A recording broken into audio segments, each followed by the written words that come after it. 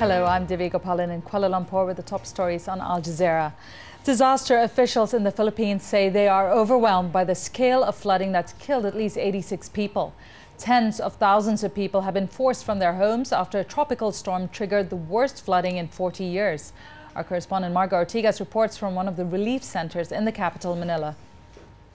Here alone, there are over 3,000 people who have been here for the last 2 nights. Now, they don't know how much longer they still need to be here, but there is a need for food, for water, and indeed for better shelter than what they have right now. Sanitation is also a problem here. It's some of the children already falling ill and needing to be rushed to hospital to seek medical attention. Now, the government is saying that their efforts right now are no longer concentrated on rescue, but rather on providing relief to those that need it most.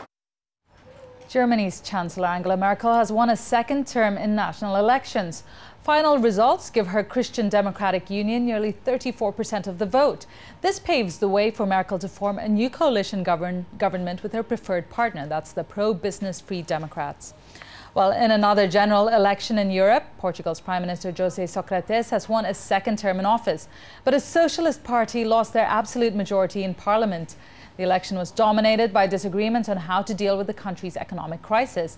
Sócrates will now have to decide on whether to form a coalition or rule alone in a minority government. The US has indicated it will give diplomacy with Iran a chance, despite several provocative moves by Tehran in the last few days. On Sunday, Iran test-fired medium-range missiles and announced a long-range missile test is to follow. Earlier, Iran revealed it's building a new uranium enrichment plant, and that drew international condemnation. The interim government in Honduras has issued a decree allowing it to ban protests and curb the freedom of speech. Tensions have been rising in the country since June, when troops ousted President Manuel Zelaya. He slipped back into the country last week and is holed up in the Brazilian embassy. The interim government has given Brazil 10 days to decide what to do with Zelaya. Well, you can always get more on our website. That's at aljazeera.net/English.